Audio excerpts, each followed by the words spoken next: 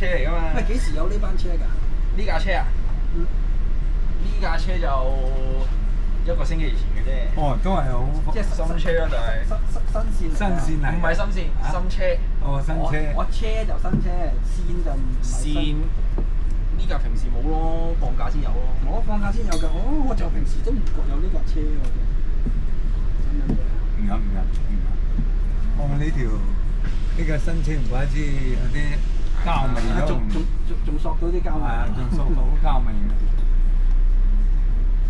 呢個新車個排位都闊好多喎。我覺得差唔多啫，佢哋嗰啲所謂細佬佢哋專玩呢樣好嘢㗎。佢哋嘅職業叫巴士迷啊。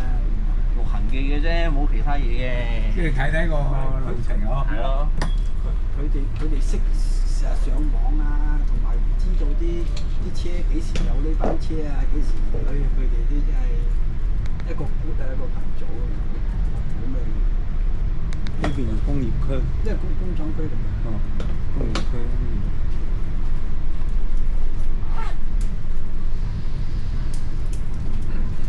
你專業啊！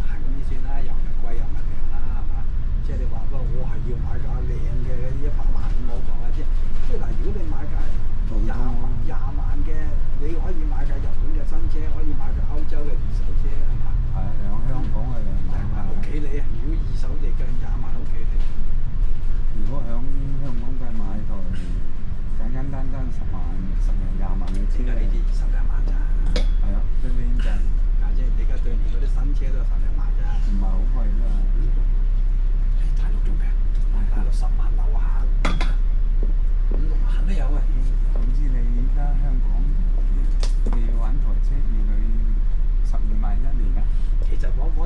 兩車貴，就買其實買車真係唔貴。12萬1年係啦。你而家好多嗰啲20零30萬好企理啦已經。咁你有正常收入就係啊。所以我而家成日諗，可以爭咁架車。如果解決到咧，我就整架車真係5萬零蚊收入咪可以好輕鬆啲。唔係睇你供樓咯，供樓就好企理。如果供樓都唔掂啊，係啊。譬如你咁啊壓力大啲。如果你供樓都要自己熟悉啊。如果你唔供樓咧，有5萬幾蚊攞嚟做家用，好企理啦。額外攞1萬蚊出嚟養車係嘛？仲有4萬。仲有4萬都企理到不得了啦！一樣可以去搭飛機啦。最緊要你唔好供樓先得，供樓。係啊，供樓唔掂。因為供樓我當你而家供樓，如果你而家補票仔你要供1萬零蚊，咁你又少1萬零蚊，即係實際都3萬零蚊。如果住新界嗰啲停車費啊，咁又少咗。嗱，新界咧，你可能個停車費慳翻，但係你變咗有錢同埋你每日要，喂你每日要預多1個鐘出門嚟，夜晚預多1個鐘翻屋企咧，費用又大咗。先得。除非你喺新界住就喺新界揾食，如果你諗住都係要翻市區揾食嘅，真係你咪又係要嘥時間。真係喎。啊！呢度朗屏。嗱，呢度朗屏啊？唔係嗰啲嗰啲龍門搞佢哋做喎。呢個山腳後邊就係天水圍咯。係啊係啊，呢度睇下，嗰啲後邊嗰啲龍門啊。呢個山我行過啦。呢個叫後花園啊。唉，唔知啊，大家車方面好多。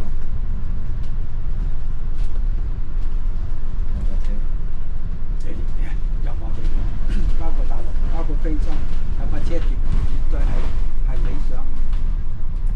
有咩自己方便？方便一定方便。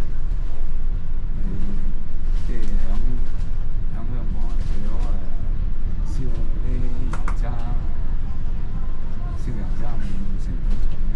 差唔多。油渣。而家油渣都20蚊，汽油係24、25蚊。油渣差唔多。嗱，好似我哋依家公司燒嗰啲油渣係4個幾啊，1升。你去買油啫。咁啊就全部都係咯。咁啊差好遠咗啊！買一塊油同4個幾同10幾。如果你想慳錢，你不如買電車。咁啊，電車都係。電車平好多。講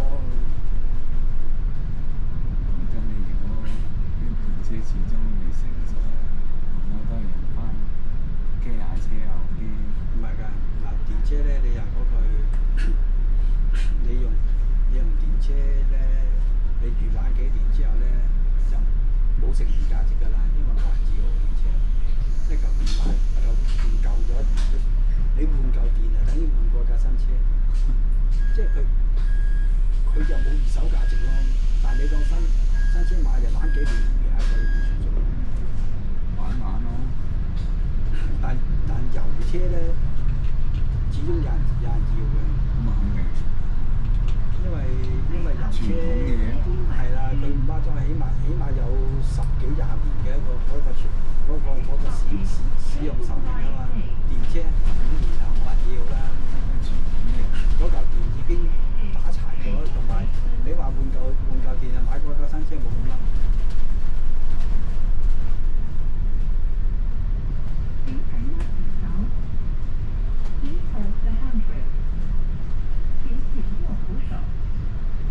特別住元朗都有同車方面好多。所有新界地方都即係要買車，如果冇車咧，除非你住喺啲地鐵沿線，即係有啲地鐵。好似呢啲樓都係應該啲公營房屋樓係。呢啲睇個樣就公屋咯，或者居屋咯。居屋多。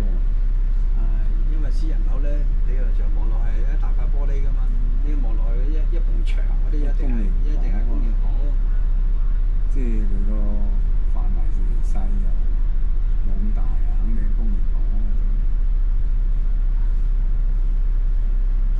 呢條都屬於青山道。青山道睇過咩段嘅啫？睇下即係咩古洞段啊？呢個叫元朗段啊，嗰邊叫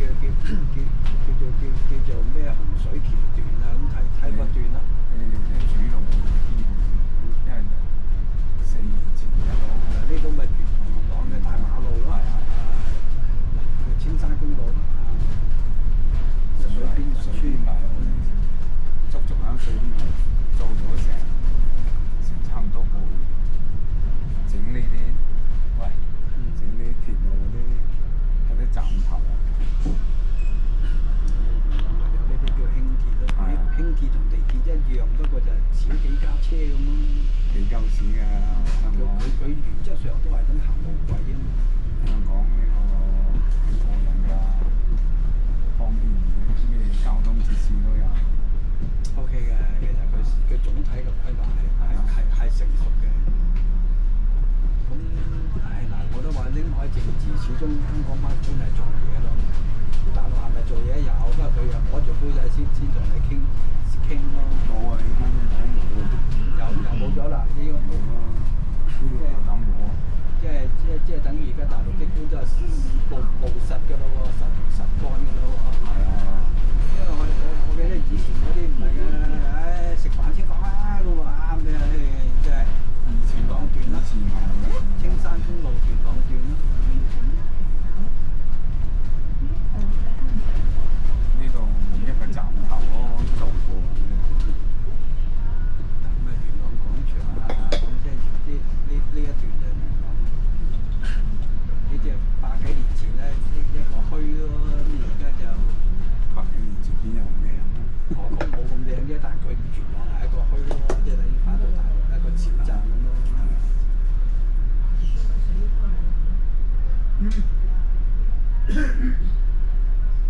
其實呢，講起交通呢又係好，但係呢，佢就將呢條路軌成將我哋咁慘爛晒咯。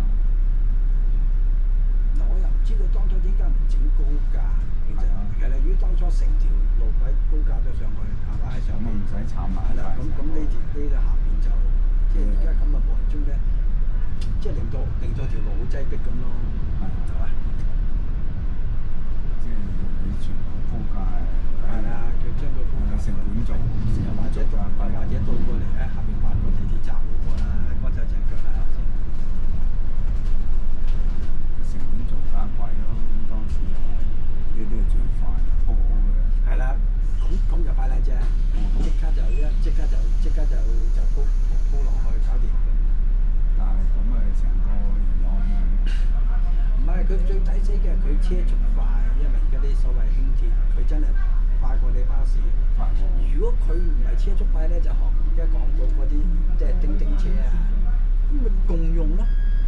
我懷疑你有機會將呢啲全部改晒唔浮列車嚟㗎。以後先算啦。即係起碼為咗以後個發展各方面。其實我覺得咧，真係冇一樣好咧，就高架就喺地下捐過去係最理想。遲早問題，因為將整個元朗全部斬斷晒喺呢度。係啊，變咗等於好似攞一刀分開咗兩邊咁樣，全部斬斷晒。啲路係窄咗，特別早期冇規劃啊，無啦啦接嘅就突翻出嚟啦喎，咁或者搞到條路咪咩斜咁咯。到兩邊商鋪，以後啲商鋪冇望㗎啦，冇咁多人㗎啦。唔係元朗嗱，即係呢樣咧，又要因為元朗而家咧係做緊所謂叫做即係大陸人生意啊，即係佢一架 B1咧，咁咪即係過福田口岸啊，佢就係呢下緊要，所以如果假如走水貨，好多大陸人唔係下去先尖沙咀旺角㗎，咁咪一過關搭巴士嚟呢度，我買完嘢又接佢翻深圳咯。依家冇啦。一樣有。不過係冇以前咁瘋狂嘅真嘅。因為點解最主要而家大陸啲人喺網上買都買到啊嘛。同埋而家大陸老實講，其實呢頭又想話香港啲經濟好，但係轉頭咧佢又搞個咩上海自貿區啊、海南自貿區，喂，嗰啲自貿區咪擺明人免稅咯。其實就做緊你香港生意啫嘛，係咪啫？擺法係咯。咁所以有時好難講咧，即係中央又唔想話只賴你香港，因為難聽講我哋香港作反嚟，大陸企喺度，所以佢又要揾個類似上海啊、海南去制衡你，但到過嚟咁樣咪等於分餅啫嘛，餅就咁大個啦。你啲人去喺海南去上海買咗，咁咪黃中香港咪分黃咗咯。如果唔係嘅話，大陸啲人下要嚟香港先買到免稅嘢，買到進口嘢，咁又唔同啦。香港就等於以前80年代咁嘛，係嘛？你要買進口嘢，落嚟香港買咯咁。而家唔係喎，喂，大陸都買到進口嘢，咁點使乜要落嚟香港？你依家兩邊咧樓宇都唔嗱，老實講，如果我而家係一個大陸人，我有錢，我唔會嚟香港買嘢咯。我直頭去日本、去法國、去美國，係咪先？我直頭去嗰個地方買。你使乜要落嚟香港買？仲要係落嚟香港買都係Made in China，都係中國製造。咁我不如直接去到法國買個真係法國製造，係咪先？咁所以而家香港好多時個定位比較尷尬嘅。不過話分兩頭，如果我哋作為而家香港咧，買啲所謂大陸嘢，如果佢個牌子係進口牌子咧，個質量都係靚過大陸。有簡單買部 iPhone 咁算啦，明知係大陸做嘅喎，但真係靚過你大陸嘅喎，係咪啫？哇！你就係數字咁樣，專登，因為真係阻界，所以就索性抌乜佢。以前都啲咩嘢？唔係嗱，數㗎，佢而家冇嘢，一知佢爛咗就將佢粒釘揼歪佢。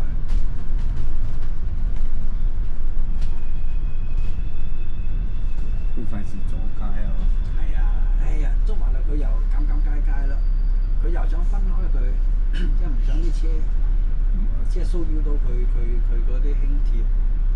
但到過嚟輕鐵就冇問題，咁咪但呢條馬路咪窄咗咯。我哋有個專夾嘢嘅，佢一叫佢入元朗，佢打冷就唔去啦。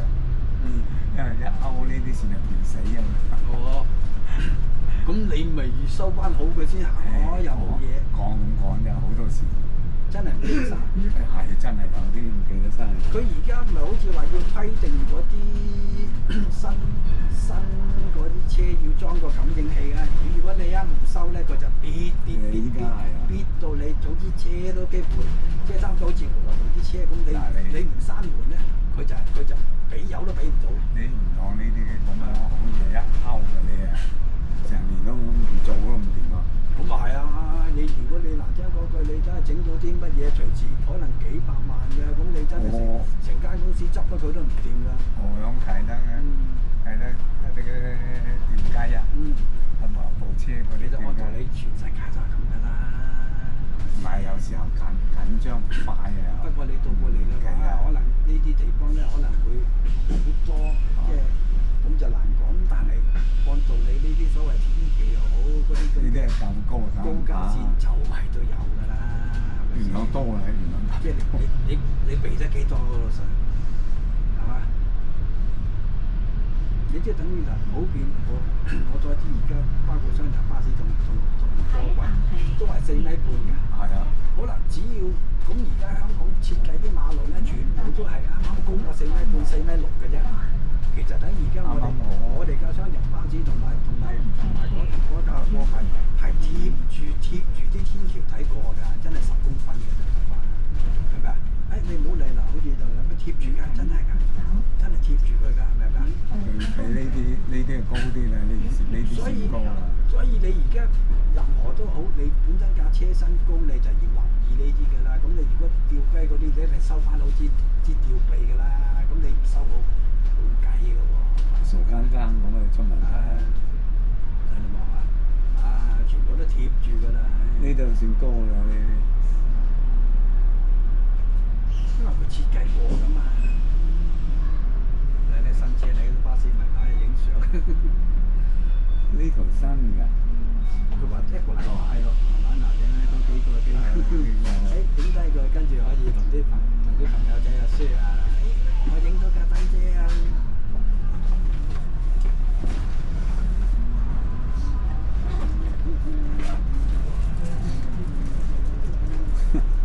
巴士。任何嘢都有，有啲係鐵路迷影地鐵，幾時開條新線佢哋就搶住去走。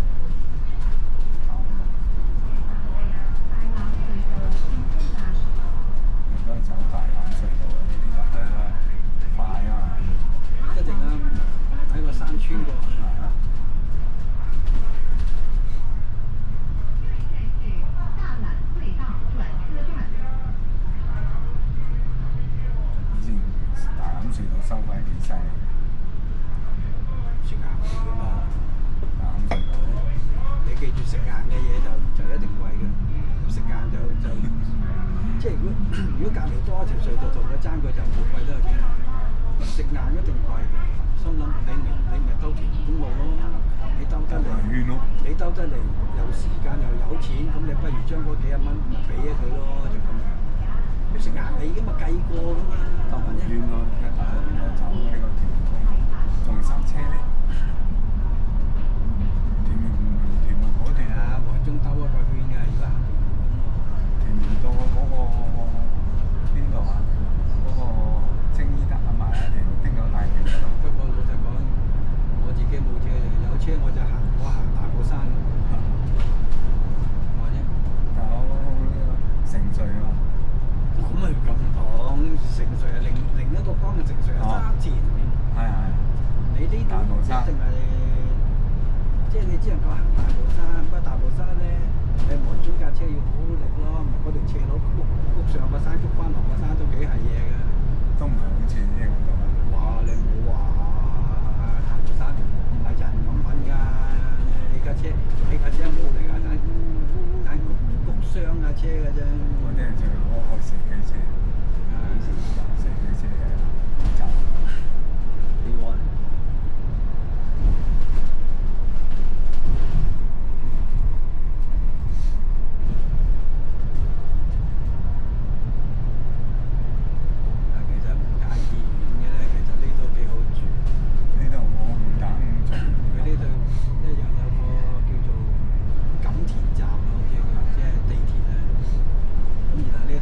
新樓啊嘛，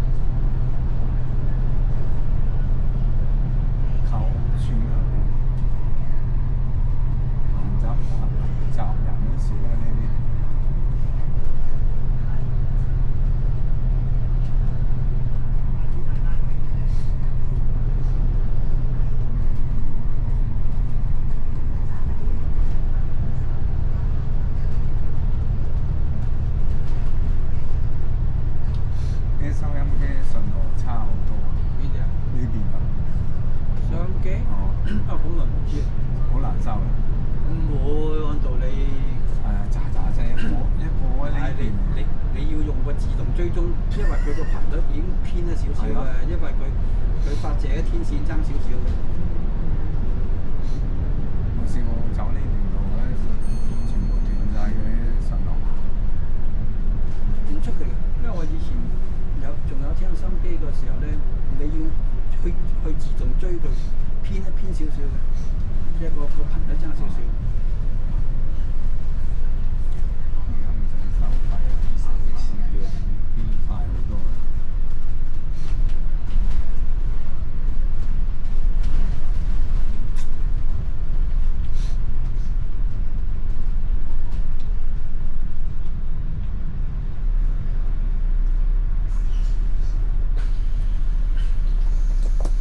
其實香港嗰啲模式咧，即係始終資本主義嗰啲制度咧，有佢優勝喺邊。好似啲大洋隧道，佢當年規劃出嚟之後就換俾啲人，即係當時就係即係所謂中資機構榮智健嗰個公司投得。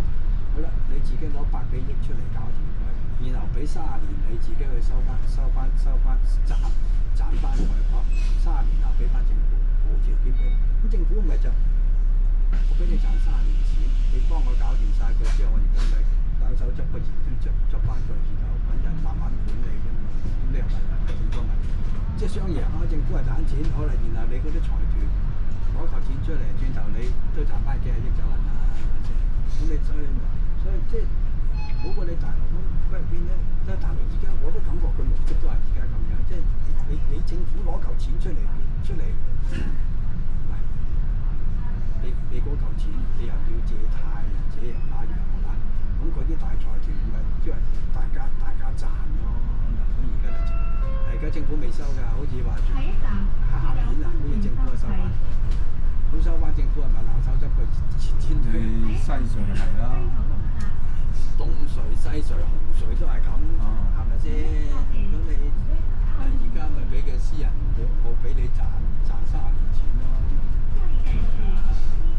你賺唔夠，加都加到你有錢賺為止。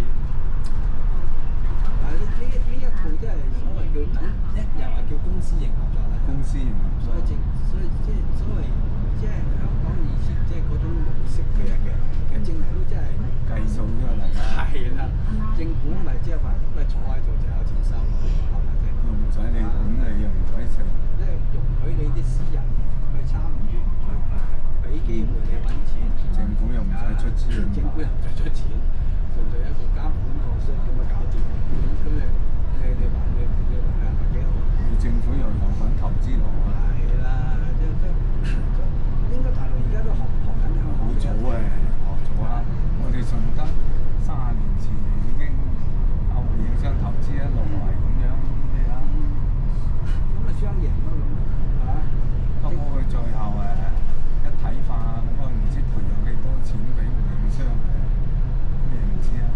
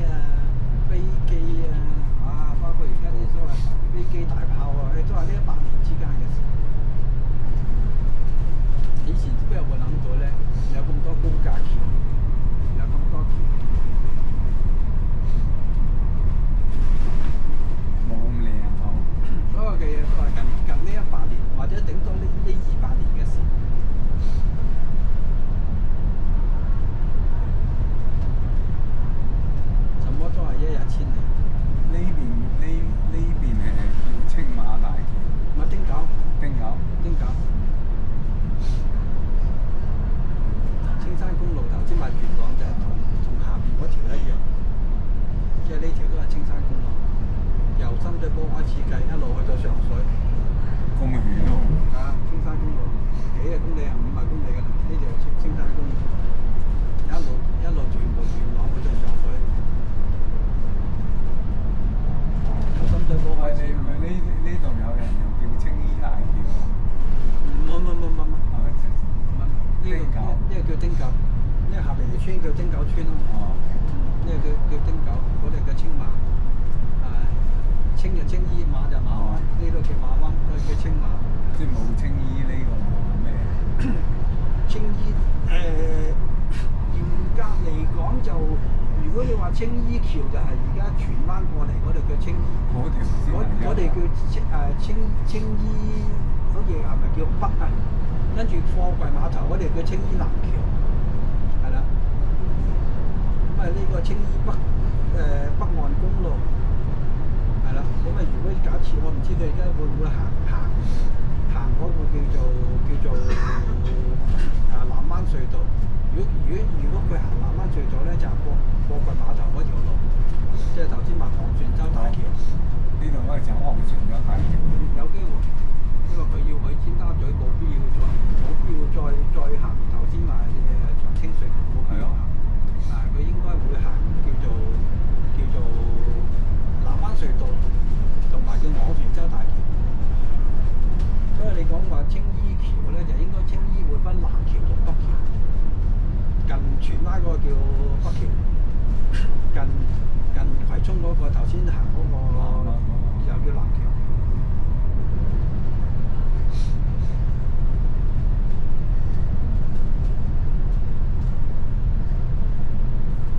我睇睇佢嘅走線，我知道佢行南灣隧道。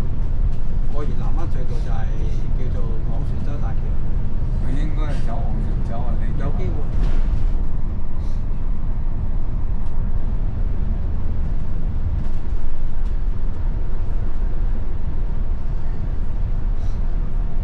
都唔係。佢都係走翻都係行長青，因為如果要行翻出去嗰邊先至行昂船洲，呢度仲係長青。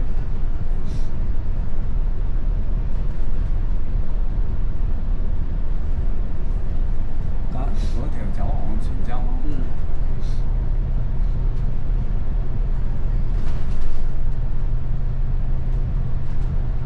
昂船洲快好多喎，一轉落去啊！睇你目的地啦。如果你要去沙田，咪行昂船洲咯，直過青沙公路。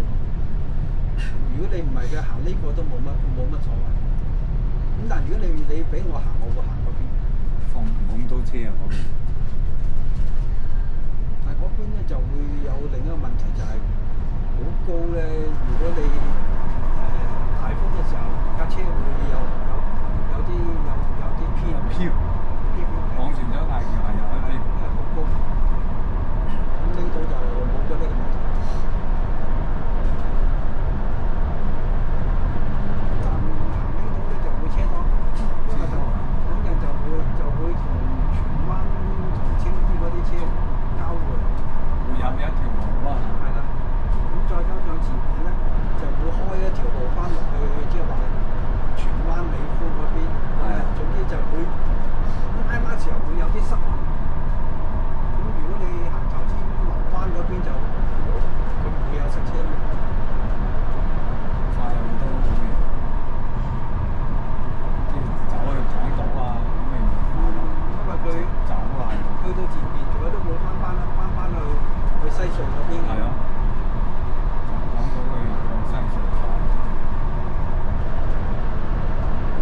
你所謂頭先講話青衣橋，我都話青衣就冇一個叫青衣橋，青衣分南橋同北橋。咁我哋而家行住呢個咧就唔算嘅，就係喺隔離大概20米，嗰條叫青衣南橋。係啊。嗱呢條叫青衣南橋，而家警車行緊嘅青衣南橋，呢度叫青衣北橋。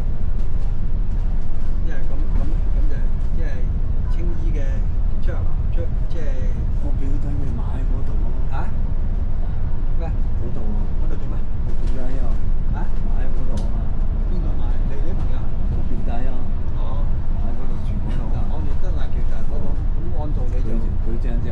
灘咯，即係李嘉誠嗰灘啲嗰間酒店後邊咯，海日啊，咩日啊嗰個？嗱呢度係地鐵咯，而家望到地鐵機場快線同東涌嗰條線都行嗰度。嗱咁呢度如果挨晚會塞車㗎。塞啊！係啊，因為點解咧？嗱呢度咧，呢度下邊咧就係青衣呢度咧兜翻上嚟嘅，喺橋底兜翻上嚟嘅啦，喺呢度兜翻上嚟。咁有一個回合先再遲少少咧，就係由葵涌荃灣嗰度又上嚟又回合咁啊。咁所以變咧又有啲車咧又要落翻去觀塘，咁就變咗有出有入咧，就好容易令到呢個位置會塞車。咁如果關閘嗰啲車啊，就呢邊都安全州咁就避咗呢個位置咯。快好多。因為前邊又有車上嚟，又有車會入。呢一棟新樓喎，美景，係麗景。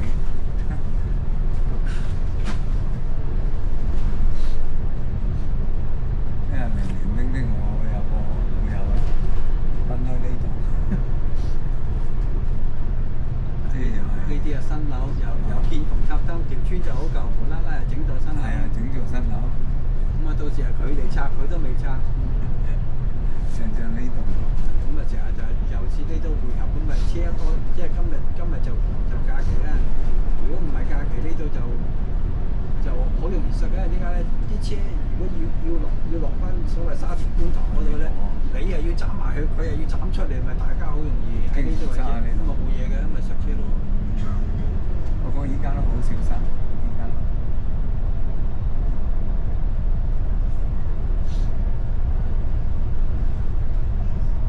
咁啊，香港其實成個交通網絡咧，我覺得其實幾發達。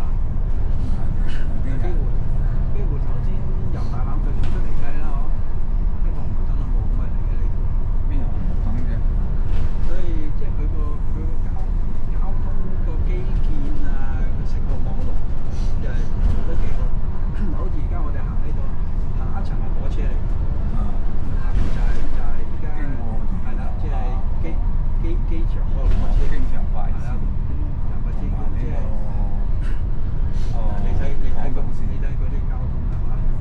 如果頭先話昂船洲喺嗰邊扮翻過嚟，嚟到呢度直入就沙田咯，兜少少咪翻尖沙咀過港島啦。所以佢成個基建即係做得幾好咯，可以講。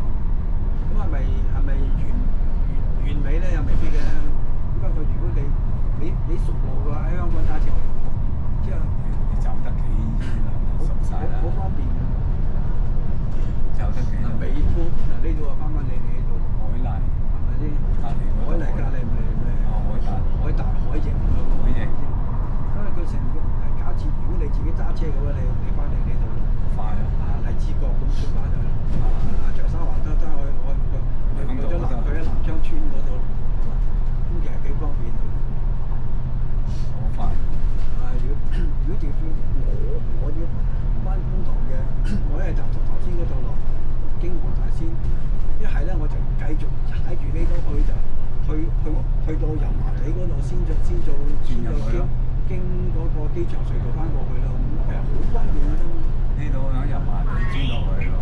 嗱呢條路咪就係頭先我昂船洲翻嚟啦，機場車昂船洲翻嚟，咁喺前面會入翻嚟，所以其實好方便嘅啫。呢個係你嘅海盈。海盈咯，海盈隔離有啲居屋，係啲私樓咯。私樓呢邊係居屋，零星得2棟係公屋。咁啊呢邊有啲咧，呢度你唔係啊，你哋自己呢度。正呢棟啊。係啦，就呢棟。呢棟3樓。呢度上大先。呢個南昌村呢度就係地鐵咯。方便啊！其實好方便啊，咁成個香港，即係佢嗰個所謂規劃啊，嗰啲基建啊各方面，都方便到不得了。哇！啲雀仔靚啊！昂船洲美人個昆明，我到時黑晚咧走出嚟海邊㗎。不過呢個海有啲臭，唔知而家有冇改善咗？冇。我以前行過，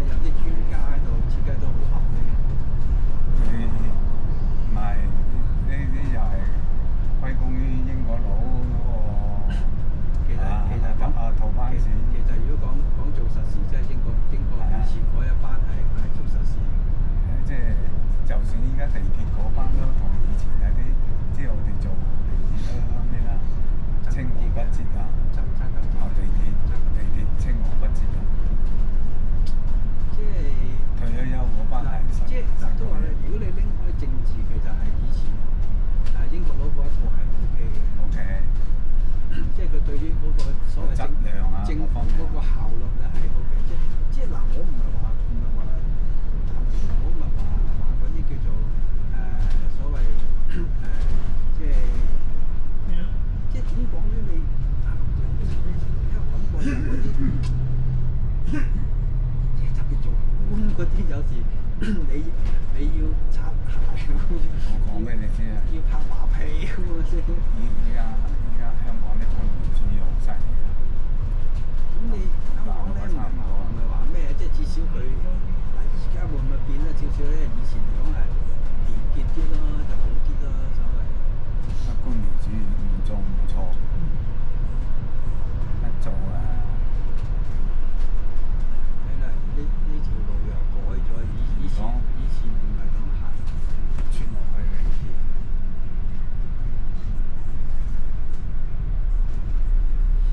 嗱，我最欣賞就好似香港咧，就係嗰啲所謂叫做迴旋處。係啊，即係嗱，你邊個讓邊個好清楚。如果大陸嗱，你就喺大陸。